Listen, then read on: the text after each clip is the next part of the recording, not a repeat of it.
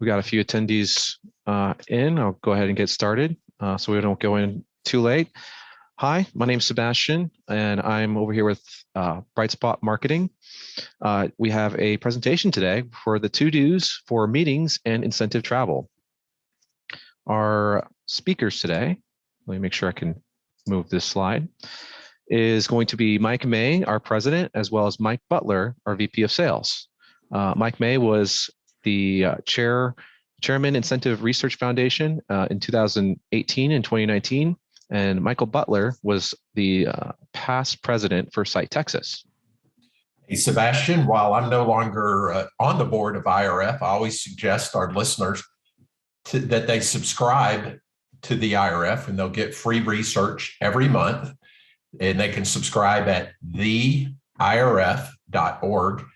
And then I know Michael has been involved with SITE, which Michael stands for Society of Incentive Travel Excellence. I know they also turn out some excellent research several times a year. So those are good organizations to follow on things like LinkedIn, so you see what they're publishing. So thank you for the public service announcement, Sebastian. No problem. So I did want to also give everybody a heads up that next week on this same day, on the 26th, on Wednesday, we do have another webinar. And this will be covering the to-dos for sales incentives, channel incentives, sales contests, and employee rewards. So that will be next week. So be on the lookout for that. We also do want to hear from you. If you have any questions throughout the presentation, or even at the end, because we will have a Q&A section, please click the little QA box on the bottom of your screen and send in your questions. And we do want to send our questions because, and I'll let Mike take it over from here. Yeah, well, we want to thank our friends and partners at Maui Gym. They've donated a gift card for a pair of sunglasses. We use them. They're a very, very popular gifting option. They're one of the best gifting options because you can bring the sunglasses on site. They're small, so it's easy to ship. And they do a fashion fitting where people can pick if you've got a small head or big head, an oval head, and they'll have, they bring a selection. But I know sometimes I hear the objection, which is, oh, we've done sunglasses before. But I think if sunglasses have become a fashion accessory, and all of us have multiple pairs of shoes, so why not have multiple pairs of sunglasses? So as they say in Hawaii, mahalo to Maui Gym for being a sponsor today and donating this gift card to somebody. And we usually don't get a huge number of questions, so if you submit one, your odds are very good. Very true. So we do have a poll that I'm going to go ahead and pull up here for everybody. So please submit your questions, and it should launch right now. The question is, when will your company hold its first in-person meeting or incentive trip? And we have 5 options for you there. So I'll give it some time for you to answer. Yeah, that's great. Sebastian, I appreciate you bringing that up. Michael, I know you get this question a lot about what are other companies doing? You know, what are your other clients doing? Is now a good time? Do we need to delay? And yeah, this is forward looking. We've here at Bright Spot, we've got several sales kickoffs, different content delivery methods, virtual, on-site, live, hybrid options. So yeah, for those that are planning their meetings, we're curious to see what the future holds for you in 2022 and beyond.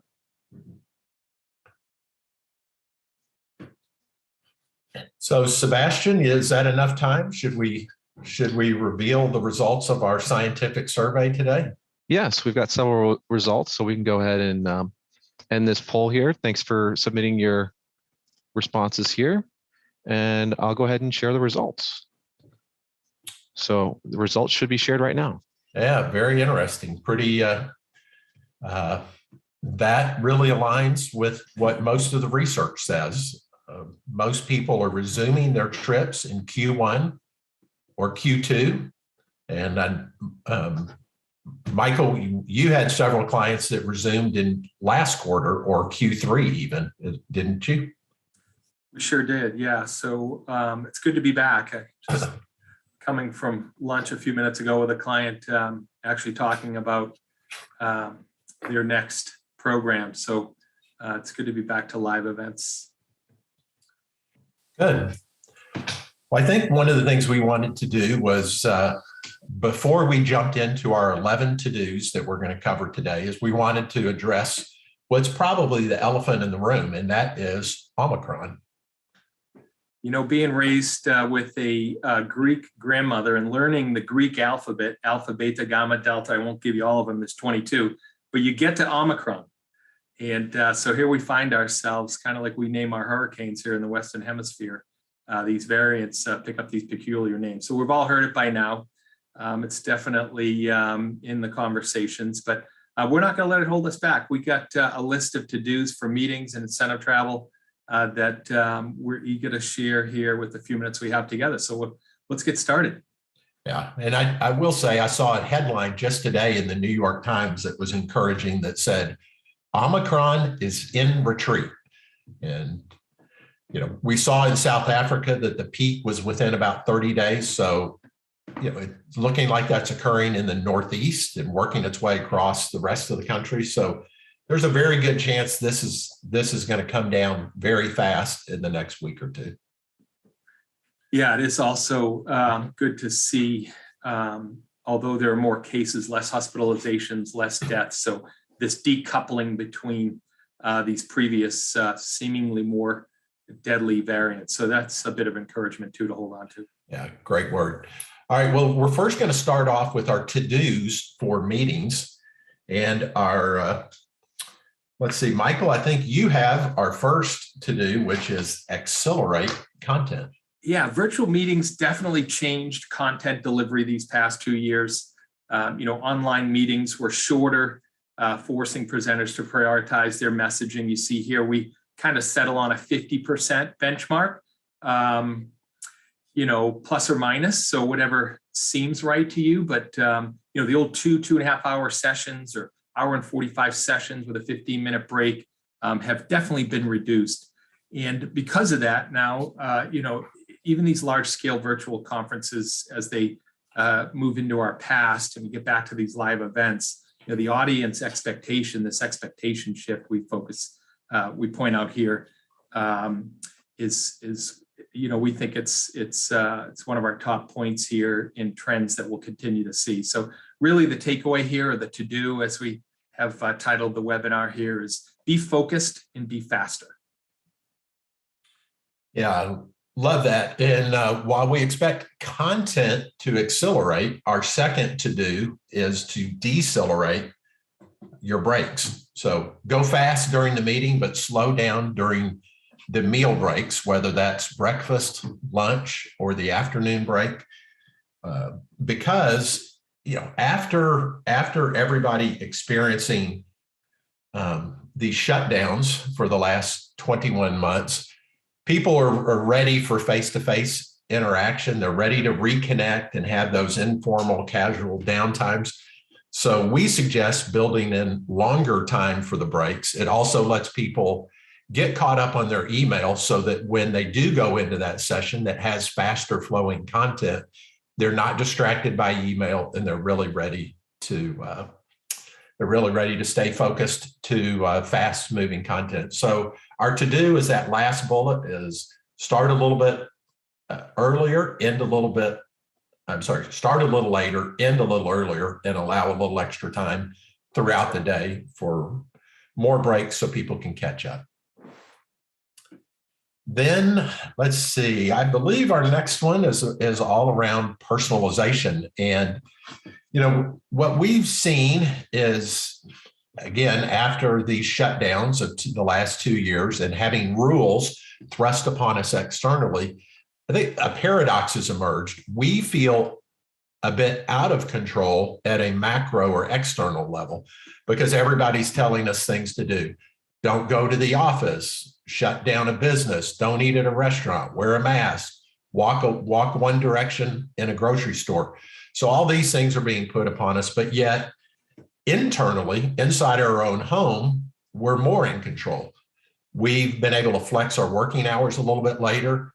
If if you don't have a call from 2 to 4, maybe you go jump on a treadmill or run around, take a 30-minute run around the neighborhood. Or I know one of our colleagues said, hey, the good thing about working remote is on Fridays, you can catch up on your laundry while you're in between calls and you don't have to spend your weekend doing laundry. So I think that's odd, but I think that paradox is odd, being both out of control and in control. And I think the action that we would suggest that people take is, in your meetings, increase the number of options, create flexible agendas for people to personalize. And then also don't be surprised if people are even walking in and out of sessions, because we feel this desire to personalize and do what we want to do after going through what we did the last 2 years. That's good, Mike. Yeah, that personalization, it transcends just those few points. And we're going to talk a little bit more about it in some other areas and some of our other tips too. So our next one is get more money. So this is always the fun one. Increase the budget is really the to-do here. Meeting compression, just we're all talking about that. Those who are on the poll we just saw, just getting back to live events, trying to figure out how to do 30 months worth of meetings over the next 10 or 12 months. Going into this time of this pandemic, demand had far exceeded supply. And that probably speaks to that last bullet we have there from 2017 to 19. We saw year after year after year of 5% increase, less availability, requiring more flexibility for your group, or maybe even having to look at other destinations. So getting more money is important for these reasons. Also the COVID costs. We did a club trip to Mexico in October, and we had moved it from early last year. So grateful that it ended up going off. But at that time, we worked in a 5% line item on the budget for COVID contingency. Now, it was $1 million program. We didn't need all that $50,000. We spent about half of it. So the percentage is wherever you think it feels right, but do it on the front end so you're not having to requisition money after the fact.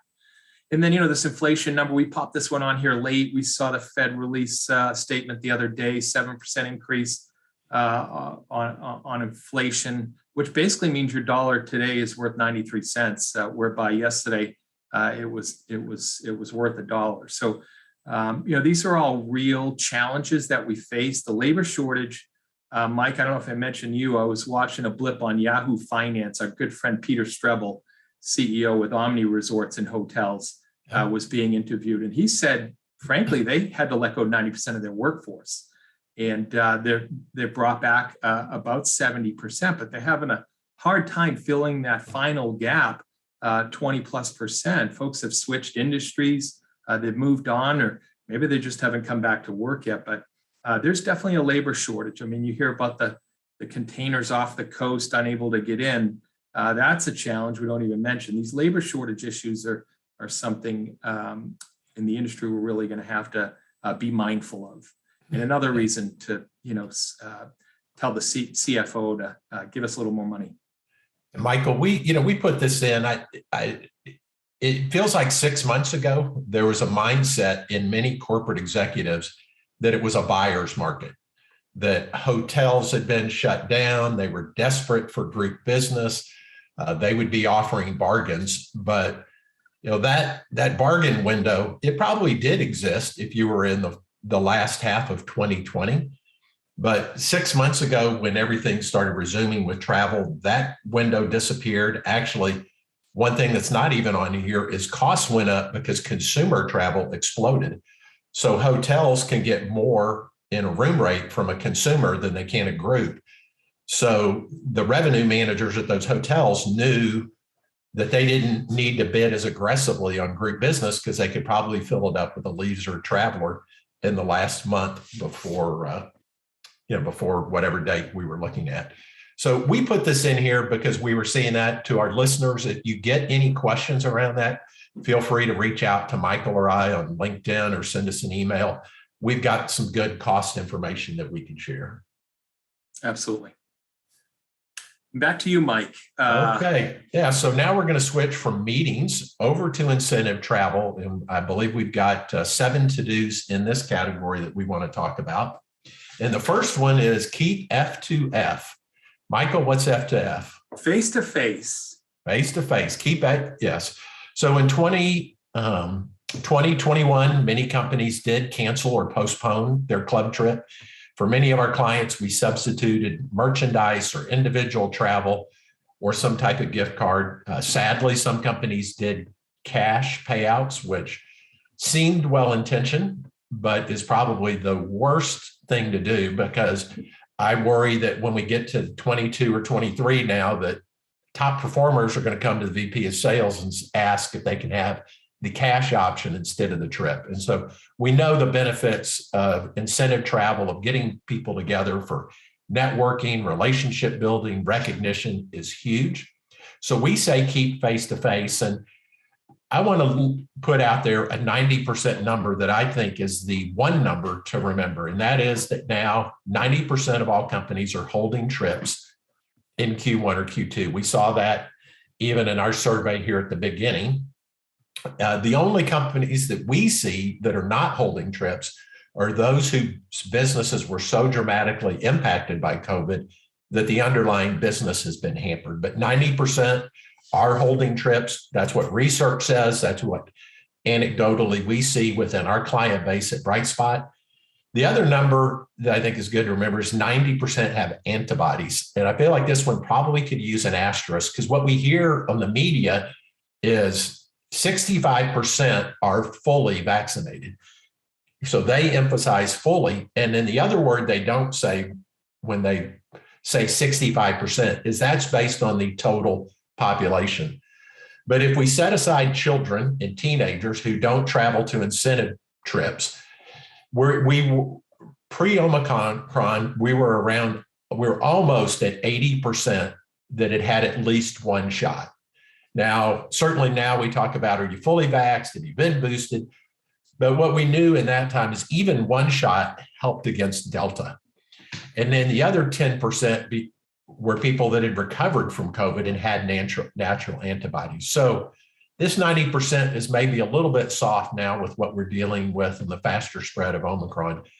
But when you look at the adult population, it's higher than we hear when the media reports. And then the other number that we see is 90% of those that win and are invited on the trip will ultimately attend. We've seen a 5 or 10% fallout of people who either don't travel because they're not comfortable, or maybe more, they can't line up childcare, or they're a little bit nervous that even if grandma will watch the children while they go on the club trip, they're concerned that if they get into a country and test positive and have to be quarantined, if grandparents can watch the kids for a little bit longer. But what we're seeing, and it's the justification we believe for keeping face-to-face, is this 90%, and that there is a tremendous pent-up demand of people wanting to travel. Yeah, Mike, and one more point, I think we did see a positive movement from the CDC and the guidelines for quarantine. January 6th, I think it was just a short week and a half ago, from 10 days to 5 days. So obviously they're doing that because of the percentage of population that has these antibodies. So still got a 5+5, we're a mass 5 days, but we're getting closer. Yeah. I also want to give a quick shout out to our hotel supplier strategic partners. I know we have ours, you have yours. Many of them are the same, but I just got to give a quick shout out. I mean, they're fantastic. They're flexible. Of course, they want you to come if you feel comfortable coming. But even today, we're in one of the back rooms. We got a group heading to Jamaica next week. And, the 10% attrition, the final attrition numbers heading out next week. They're just great response from the hotels, dealing with real facts and real approaches to the challenges we're all facing. Yeah, one more little data point here on this pent-up demand for travel is we have a slide here that talks about what happened at Thanksgiving, and that traffic through TSA checkpoints over Thanksgiving set a record for the entire time we've been in pandemic. And I read a report that has said even in the last 3 months, there's been a couple of individual days where traffic exceeded what it was back in 2019. So, it feels like what's happened is leisure travel has rebounded. Individual travel has rebounded, but the one that's moving a little bit slowly is corporate travel. Their corporations are still a little bit reticent to let their people travel for sales calls and other business meetings. Hey, Mike, I know you're traveling. I was in Boston over the holiday, Salt Lake City last week with my family. That looks like that picture could have been both of those airports as well. Yeah. Well, let's see. Our next point that we have is recognize or else, and the or else means or else risking resignation. And as we hear in the press, there's this term, the Great Resignation, that's going on right now. The Great Resignation is a risk to business. I would say it's the biggest threat right now to company sales, to customer service, expertise, excellence. I guarantee if we could walk into the CEO's office, what they're talking about and what they're thinking about is how to prevent their business from being impacted by the Great Resignation. And so we would recommend, or our to-do here is to double your efforts. And we say double because you're probably already doing it, but double up your efforts on recognition, like the incentive trip. Double efforts on investing into culture, relationships, training, professional development, and even just some of those things that are fun. But I think trying to build stronger face-to-face relationships with all of our employees is so important right now during this Great Resignation. Yeah, that's great. We're talking about incentive travel. I think it was an IRF study. You might have alluded to IRF in their studies earlier at the onset here. And for years now, I remember this one stat, and you can correct me if I'm wrong, but 86% of top performing companies use incentive travel as a top motivator for their top achievers. So it is proven. And, we've talked even before the pandemic of the reality that program becomes a loyalty program to your top achievers. The achievers that are ultimately, driving most of the 20% of the extra effort. So yeah, really, we're passionate about that. If travel isn't in the cards for you first quarter, second quarter, we say we're award neutral at Bright Spot. So there are other award types. We're happy to talk to you about some of those solutions as well. Mm-hmm. And then I think our next point here is reset strategy. At Bright Spot, we're many of you know us, but we're not trying to sell you someone else's marketing program off the shelf. We are really intentional, and we actually have a series of process tools behind this to spend a intentional period of time with a client or prospective client to understand the business objective. Because ultimately, one of our differentiators is that we are all here at Bright Spot committed to your business results. And in order to do that, we have to know what the goals are up front. So, it's easy to talk about return on investment. It's maybe something else to talk about return on objective, but we're going to try to pin down the business objectives and goals. And, maybe it is time to take a look at the qualification rules and what's led to achievement in the past. And, the audience preference bullet we have there is getting beyond the demographics and into even the psychographics. We use the word preference, it's attitudes, it's a mindset. So these things matter. And if your demographics are changing, then the audience preferences are likely changing as well. So we got a little more we're going to talk about in that regard. But, maybe our fresh idea on this slide is the destination rotation. If you don't have a rotation in place, maybe that's a change you could consider making. So, work in that winter destination, or maybe it's, as we got here as an example, Hawaii, Caribbean, Europe on a rotation basis. Hey, Michael, I once heard a politician say, don't let a crisis go to waste, which seems distasteful, but the principle is true here. I think we would rephrase it is to say to our clients, this is a unique COVID pause. So take advantage of the COVID pause that has broke precedent and reevaluate strategy. Make sure what you're doing is right for today. Excellent. let's see, got a question coming in. Maybe we'll hold that to the Q&A portion. The next point we wanted to share, I believe it's point number 8, is manage risk. So this to do is not unexpected. I'm sure, if you started to make a list of what you're going to see today, managing risk would definitely be on here. And so we couldn't overlook it. Duty of care, having safety protocols and processes in place, and a shared understanding with your staff and the attendees, the winners, accountability. I don't know, Sebastian, if you can skip forward a slide, that would be helpful. Obviously, hands-free, contactless. Mike, in your last point, you said, change is constant, and the speed of business is picking up, but change is constant, and it's adapt or die. Out here in this industry, in this world today, with great competition, and where these contactless opportunities that have availed themselves, some of these things aren't going to go away. So figuring out how to leverage what we're coming out of this with to be a little more responsible in managing risk, and obviously having a plan in talking about those things are critical. If you want to move to there you go. So, probably the caveat to all of that, Mike, would be don't over-rotate.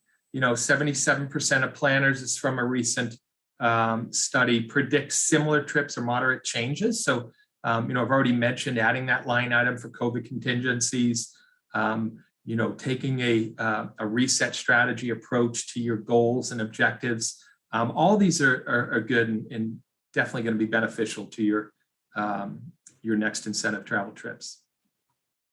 And then I think the next one we have is adjust agenda. And you can see these are starting to build on themselves. I mean, talking about accelerating content earlier and personalization, we didn't want to stop short. Over the past few years, we've heard over and over again, meeting experts saying, the importance of flexible activities. People want personalization. They want the power of choice. So, a great way to do that is take a look at the activities, and maybe it makes sense to flip it from a group catamaran ride to individual trips where they're often smaller bunches, or even we got their more free time, leisure time. I mean, it's always one of those things that the attendees value more than the business leaders do. So might be time to give them what they're asking for.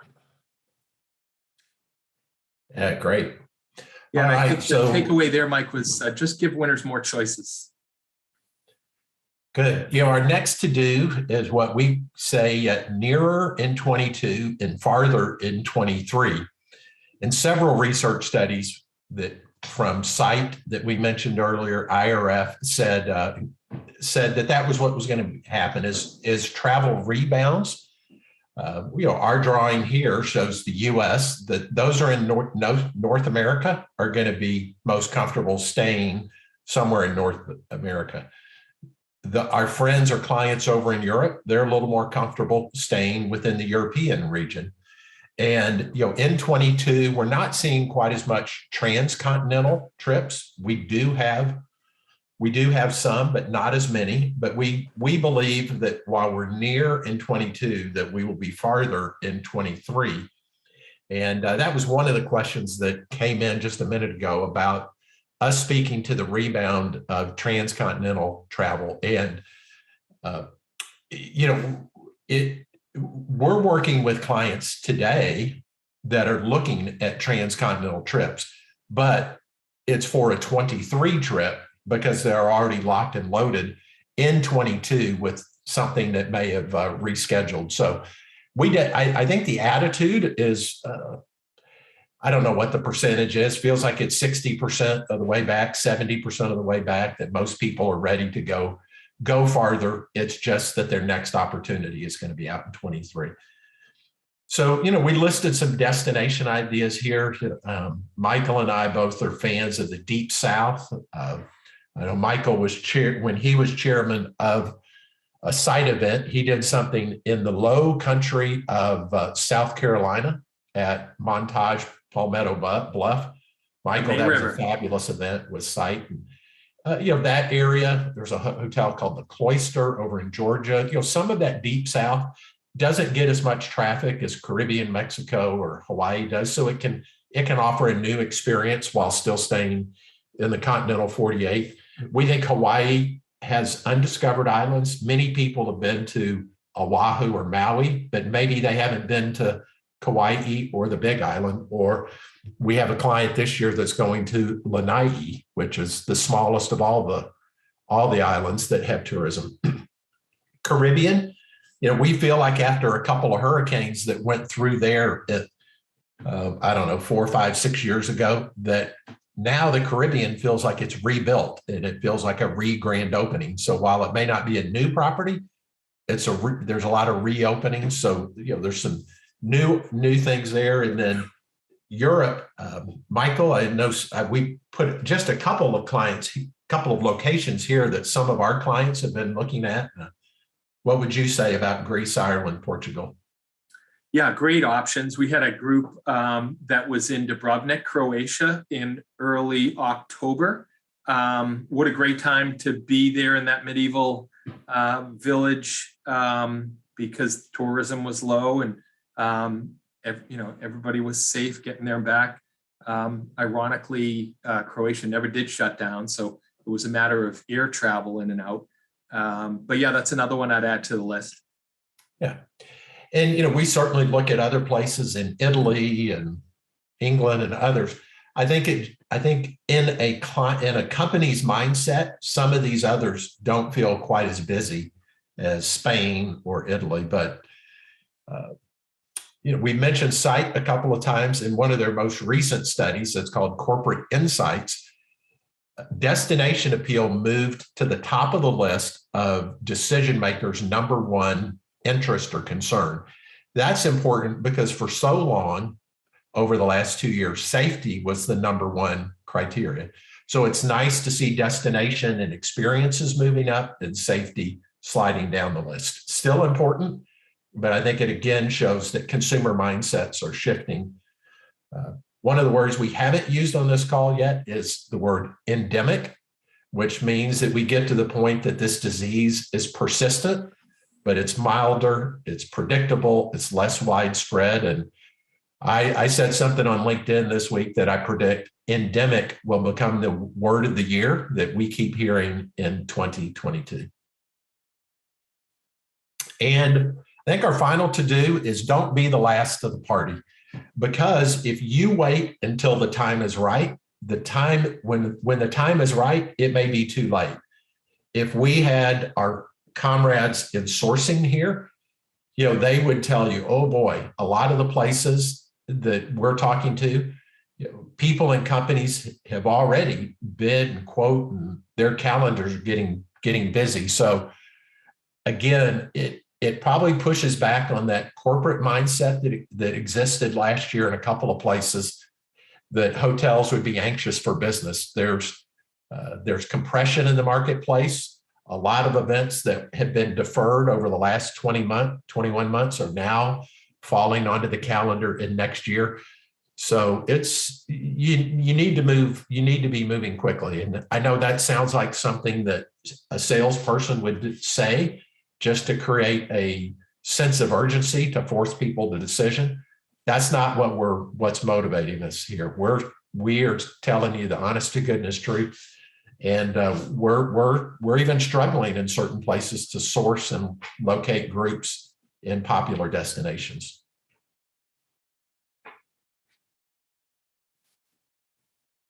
Now it is time for Q&A. So I do see some questions that came in. Emily, I do see your question. I also see a question come in from Mary. So we'll get these questions lined up here. I do want to just make it available to everybody else that if you would like to ask a question, please click the Q&A button on the bottom of your screen and send in your questions. Again, we are looking for the best question to give out a Maui Gym gift card. So wanted to make sure you guys remember that. Also, odds are good. The odds are good. Better than getting a lottery ticket at the gas station. Very true. So good resources real quickly. I just want to touch on some resources we wanted to share with everybody here. If you want to go ahead and jot down the URLs on the bottom, we also send out these slides in a PDF format so you can click on them through there as well. But just wanted to give you a heads up that we do have a tips to improve an incentive travel program on the left here. And then the best USA destinations for domestic incentive travel. That is one of our blogs. So feel free to check out those resources. So we'll go ahead and get to these questions. I believe the first question here, this is directed to Mike May. You mentioned adding a COVID contingency percentage to the budget. Can you tell me more about that and what the line item would cover? Yeah, well, it may actually be Michael Butler. And I've been calling you Michael for the last 10 years, but I see your slide today says Mike Butler. So yeah, I think I get Sebastian to thank for that, but that's good. Mike, Michael, just don't call me late for dinner. You know the deal. And I'm happy to take that. Yeah, so we didn't have any historical data last February, March when we were planning that, replanning that, what was on October 2021 club trip to Los Cabos. So we took it offline, did some, like we would typically do around here. What might that include? How much will those things cost? Let's present that to the client. Let's get them to speak into that. And we settled with that 5% number. And again, they only used about half of it. So some of the things that included were packets at welcome that we gave everybody that included some sanitation, a branded mask with the club logo on it, things of that nature. You might usually have in there sunscreen and other items, but yeah, with some COVID-related safety protocol items and things like that. So I hope that helps. I have another question here from Mary, and this one is, can you please share your thoughts on predictions for the return to long haul incentive travel? Yeah, let's see. So we're definitely, we are, as I said, we're seeing that interest. I think knowing this person, I believe that's sent in represents Australia. So it's more about Asia, South Africa, New Zealand, places like that. And, it is starting to return. My hesitancy is beyond COVID. The one challenge that's always existed there has been length. So, we have some groups at Bright Spot that their trip is only 3 nights. They're usually staying Mexico or US or parts of the Caribbean. They're not even going as far as Hawaii. Others that are 4-night trips, it starts to become a consideration, but then they usually want to increase it by an extra night. So sometimes it's a budget decision, but of those that could be eligible, we're starting to see that come into the discussion today for trips in 23 and 24 for sure. Would you add anything, Michael? You made the point maybe a second time right there. We spent a fair amount of time, all of us in the industry, educating clients, partly because of the supply-demand issue we're facing, availability on the top destinations and properties there, to book their programs further in advance. So yeah, the fellow I was having lunch with today, we're actually talking about their 2024 trip, Mike. So, I think I think that aligns well to the circumstances we're all facing. We've got maybe some programs that are still moving because of COVID. Others, they're happening. We're in the national progression. Some are jumping over each other because you had next year's set to go, and now you had to move last year, so it went to 23. So that's brought it out a little farther as well. But I think that bodes well for those far-reaching destinations for the 23 and beyond cycle that we're either in and in many cases are approaching for the others. Okay. Good. So I have another question here from Susie. what safety protocol do you have in place for your programs? Yeah, I take that. There's all the things we kind of feel like they become ubiquitous with, sanitizers all around. At many of the meals, there's greater spacing. Instead of having 8 or 10 people around the table, it may be only 4 or 6 people. Michael mentioned in the activities, instead of having 50 people on a group catamaran, maybe it's individual options, or just moving away from activities and having more time to enjoy the resort. Also, moving as many functions as possible from indoors to outside. So a lot of the things that feel like we're seeing being seen throughout the industry. And we didn't speak as much about it because it feels like that's been covered quite thoroughly.